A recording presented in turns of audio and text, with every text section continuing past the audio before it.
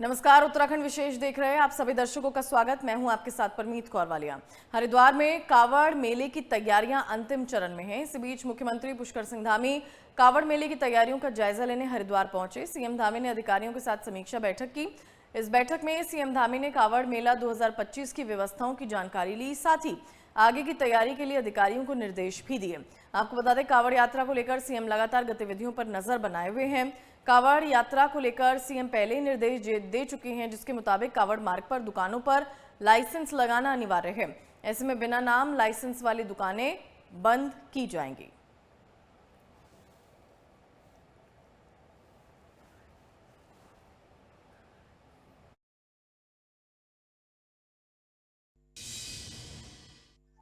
अभी कावड़ यात्रा भी शुरू हो रही है, अमरनाथ यात्रा भी शुरू है और कावड़ यात्रा के लिए हम लोग यहाँ पर सभी अच्छे प्रबंध हो, आने वाले कावड़ यात्रियों को उनकी यात्रा ठीक प्रकार से संपन्न हो, उसके निमित्त आज यहाँ पर सभी विभागों की एक समीक्षा बैठक भी यहाँ पर कर रहे हैं और हम प्रयास करेंगे कि ये यात्रा हमारी भव्य हो, दिव्य हो, सभी कावड़ यात्री एक अच्छा अनुभव लेकर यहाँ से जाएं।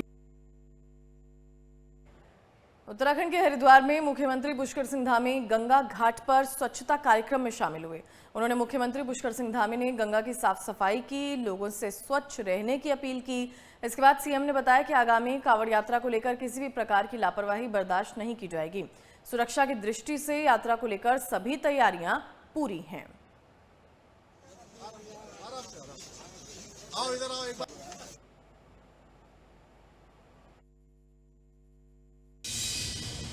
हमारे राज्य की कोई भी धार्मिक यात्रा हो या कांवड़ मेला हो, सर्वोच्च प्राथमिकता हमारी सबकी सुरक्षा को लेकर रहती है। उसी को लेकर आज भी बैठक की गई है। लोगों को अच्छा भोजन मिले, स्वच्छ भोजन मिले, पेयजल मिले, अच्छे शौचालय की व्यवस्था हो, पार्किंग की व्यवस्था अच्छी हो, बिजली की व्यवस्था अच्छी हो, आवागमन सुचारू रूप से रहे, अच्छी पार्किंग हो, रूट ठीक प्रकार से डाइवर्ट रहें, बिजली हमारी 24 घंटे निर्बाध रूप से चलती रहे। सुरक्षा की दृष्टि से जो हमारे घाट हैं उन घाटों पर भी अच्छी व्यवस्थाएं हों, वहाँ पर ड्रोन इत्यादि की द्वारा लगातार मॉनिटरिंग हो, एसडीआरएफ, एनडीआरएफ, ये सभी एजेंसियां हमारी काम करें वहाँ पर। उत्तराखंड के पहाड़ों में मानसून आफत बनकर बरस रहा है। लगातार हो रही मूसलाधार बारिश के बाद यहाँ की नदियां उफान पर हैं, तो कई जगहों पर लैंडस्लाइड की वजह से रास्ते पूरी तरह से बंद हैं। रुद्रप्रयाग, कर्णप्रयाग में हुए लैंडस्लाइड के बाद सड़कों पर और मकानों पर मलबा आ गया, जिसकी वजह से लोगों को अपने घरों को छोड़ना पड़ा। पहाड़ों में हो रही बारिश के बाद अलकनंदा नदी उफान पर है। इस बीच मौसम विज्ञान केंद्र द्वारा देहरादून समेत 4 जिलों में बारिश का येलो अलर्ट जारी किया गया है। देहरादून, टिहरी, नैनीताल और चंपावत जिले में बारिश का येलो अलर्ट जारी है।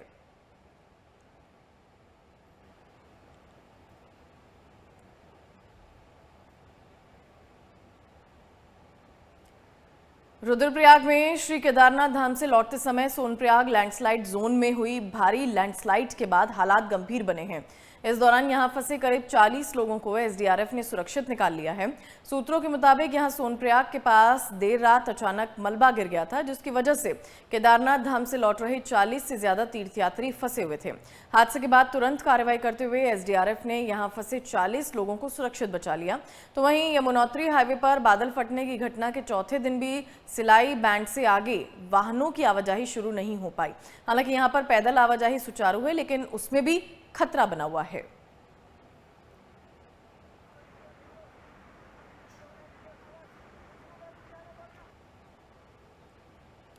उत्तराखंड के कई इलाकों में लगातार बारिश का सिलसिला जारी है। इस बीच रुद्रप्रयाग में अलकनंदा नदी का जलस्तर लगातार बढ़ रहा है। नदी के बढ़ते जलस्तर को देखते हुए नदी के आसपास के इलाकों में प्रशासन की टीमों को तैनात कर दिया गया। इसके साथ ही लोगों को नदी के किनारों से दूर रहने की भी सलाह दी जा रही है।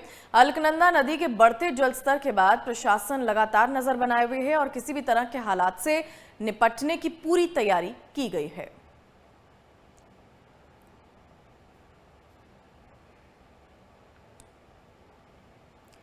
लगातार हो रही बारिश के बाद देहरादून में विकासनगर बाड़वाला साधना केंद्र आश्रम के पास नदी का जलस्तर अचानक बढ़ गया। जलस्तर बढ़ने से यहां काम कर रहे 11 लोग नदी की तेज बहाव के बीच फंस गए।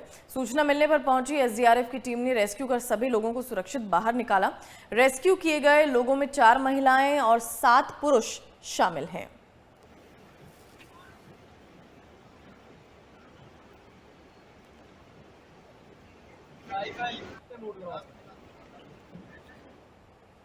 बागेश्वर में लगातार हो रही बारिश से कई जगहों पर लैंडस्लाइड की घटनाएं सामने आ रही हैं। साथ ही सड़कों पर मलबा आने से यहां की कई सड़कों पर यातायात पूरी तरह से बंद है। अधिकारियों के मुताबिक यहां ऐसे 10 महत्वपूर्ण जगह है जहां मलबा आ गया और उसको हटाने के लिए टीमें दिन रात मेहनत कर रही हैं। बारिश से सबसे ज्यादा प्रभावित क्षेत्र कपकोट रहा, जहां कई ग्रामीण मार्ग अभी भी बंद है। प्रशासन की ओर से बंद सड़कों को जल्द खोलने के निर्देश दिए गए थे, लेकिन भारी बारिश और मलबा ज्यादा होने से काम में देरी आ रही है।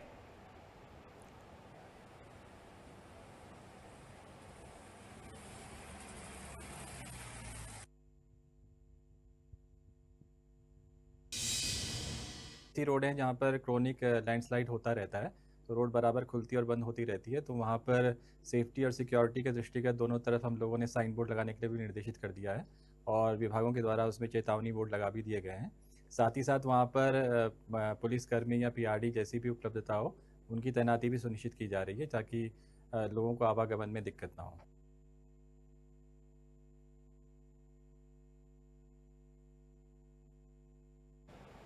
वहीं उत्तरकाशी में लगातार हो रही बारिश के बाद गंगोत्री हाईवे पर भटवाड़ी के पास लैंडस्लाइड हो गया। लैंडस्लाइड के बाद सड़क पर मलबा आ गया, जिससे लोगों को काफी परेशानियों का सामना भी करना पड़ा।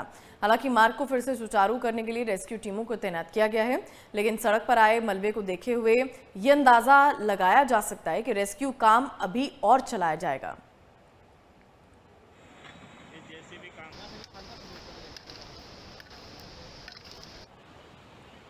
कावड़ रूट के होटल और ढाबों पर लाइसेंस अनिवार्य करने और नेम प्लेट लगाने के आदेश मिलने के बाद हरिद्वार में जिला खाद्य सुरक्षा विभाग हरकत में आ गया है।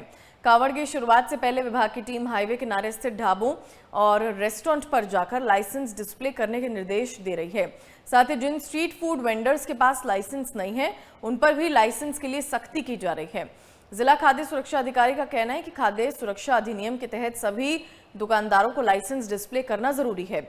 मेले में जो भी अस्थायी ढाबे और रेस्टोरेंट बनाए जाएंगे, उनका भी अनिवार्य रूप से रजिस्ट्रेशन किया जाएगा, ताकि खाने की गुणवत्ता में कोई भी शिकायत मिलने पर ग्राहक शिकायत दर्ज कर सकें।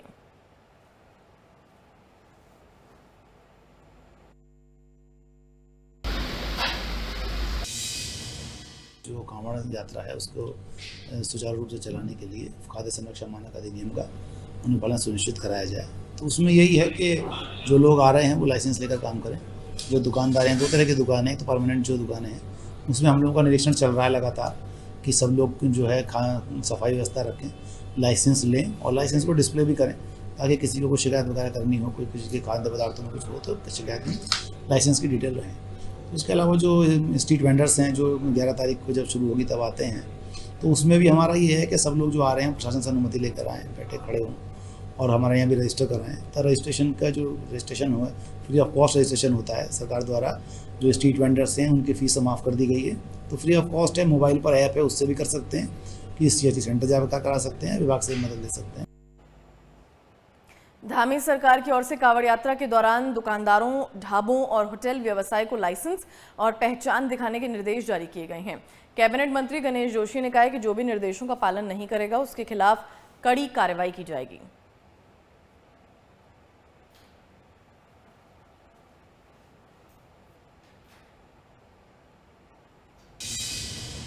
नहीं, क्या कुछ गलत थोड़ी कहा उन्होंने। अगर मान लिया मैं गणेश जोशी हूँ तो मैं गणेश खान थोड़ी देख लूँगा। अगर मुख्यमंत्री जी ने कहा है तो बिल्कुल सही कहा है और लोगों को इसका पालन करना चाहिए, क्योंकि बीच में इस प्रकार की घटनाएं घटी हैं कि खाने में थूकना, अन्य प्रकार की घटनाएं, उसके लिए अपनी पहचान, अपना पहचान पत्र होना बहुत ज़रूरी है। इसके लिए मुख्यमंत्री जी का मैं आभार। बागेश्वर जिले में त्रिस्तरीय पंचायत चुनावों की तैयारियां तेज हो गई हैं। नामांकन प्रक्रिया में प्रत्याशियों की सक्रिय भागीदारी देखी जा रही है। अब तक बागेश्वर विकासखंड से ग्राम प्रधान पद के लिए 57 क्षेत्र पंचायत सदस्य 21 और ग्राम पंचायत सदस्य 5 नामांकन दाखिल हुए हैं। गरुड़ विकासखंड में भी नामांकन की प्रक्रिया लगातार जारी है।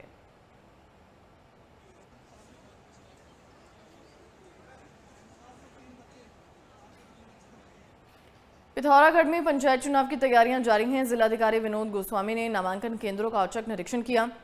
इस दौरान जिलाधिकारी ने चुनाव की नामांकन प्रक्रिया को निष्पक्ष संपन्न करवाने के भी निर्देश दिए।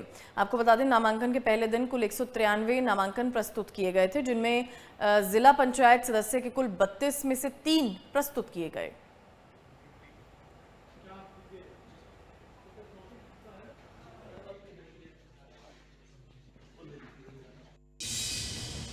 में नामांकन की प्रक्रिया सभी ब्लॉक में और जिला पंचायत में जारी है।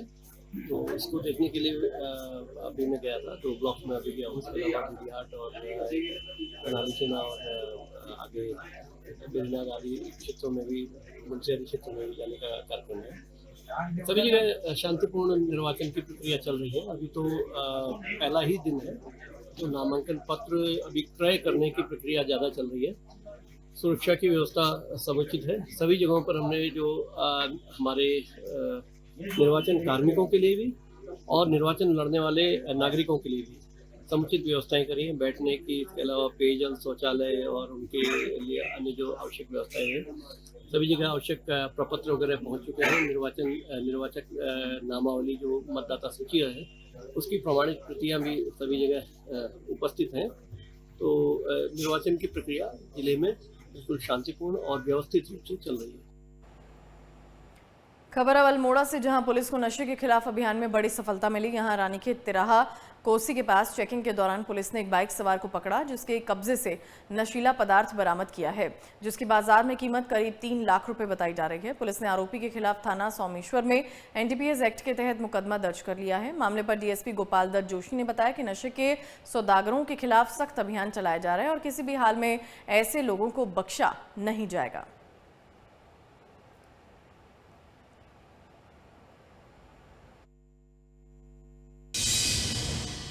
सोमेश्वर पुलिस और एसओजी की संयुक्त टीम के द्वारा कोसी चौराहे पर चेकिंग अभियान चलाया जा रहा था और इस समय एक स्पोर्ट्स बाइक को जब चेकिंग के दौरान रोका गया तो उसमें सवार व्यक्ति के पास 10.78 ग्राम हेरोइन स्मैक पाई गई, जिसकी कॉस्ट लगभग 3.25 लाख रुपए है और इस व्यक्ति के विरुद्ध एनडीपीएस के अंतर्गत अभियोग दर्ज कर लिया गया है। नशे के विरुद्ध अल्मोड़ा पुलिस का यह अभियान लगातार जारी रहेगा। हरिद्वार में थाना श्यामपुर पुलिस की ओर से ऑपरेशन लगाम के तहत 11 लोगों को अरेस्ट कर कार्यालय में पेश किया गया। आपको बता दें, थाना श्यामपुर पुलिस को डायल 112 के जरिए सूचना मिली थी कि श्यामपुर के एक होटल के पास कुछ लोग आपस में झगड़ा कर रहे हैं, जिसके चलते सूचना के आधार पर थाना श्यामपुर पुलिस मौके पर पहुंची। 11 लोगों को गिरफ्तार किया जो शांति और कानून व्यवस्था को भंग कर रहे थे।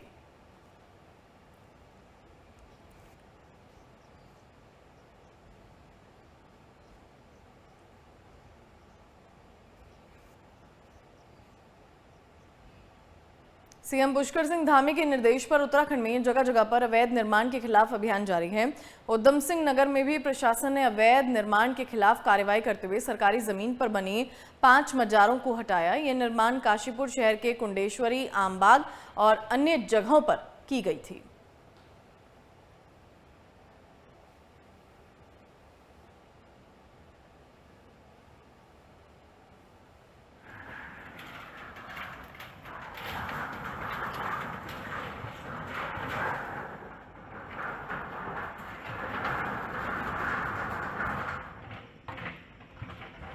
रुड़की में उत्तराखंड किसान मोर्चे के बैनर तले किसानों ने वन विभाग के कार्यालय पर धरना प्रदर्शन किया।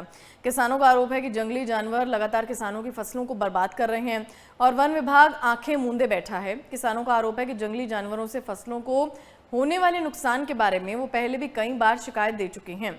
बावजूद इसके वन विभाग की ओर से कोई ठोस कार्रवाई नहीं की गई।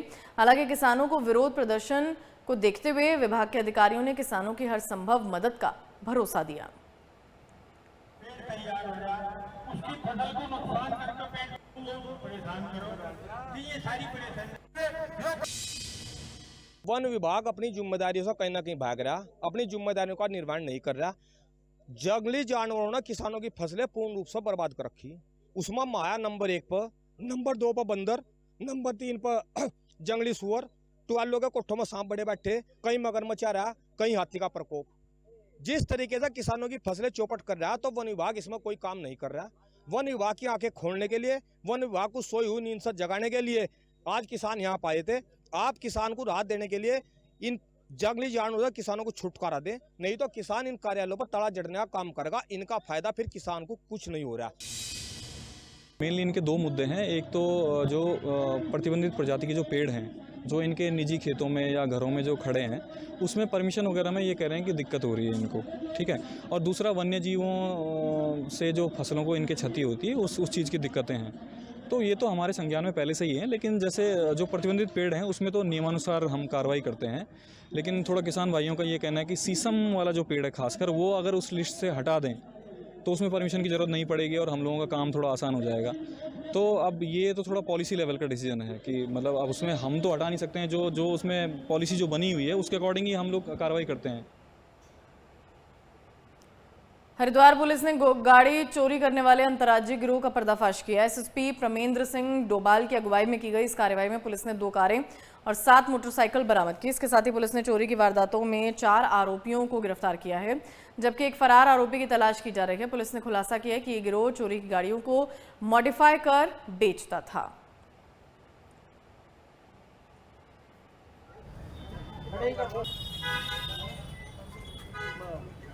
और भी क्या?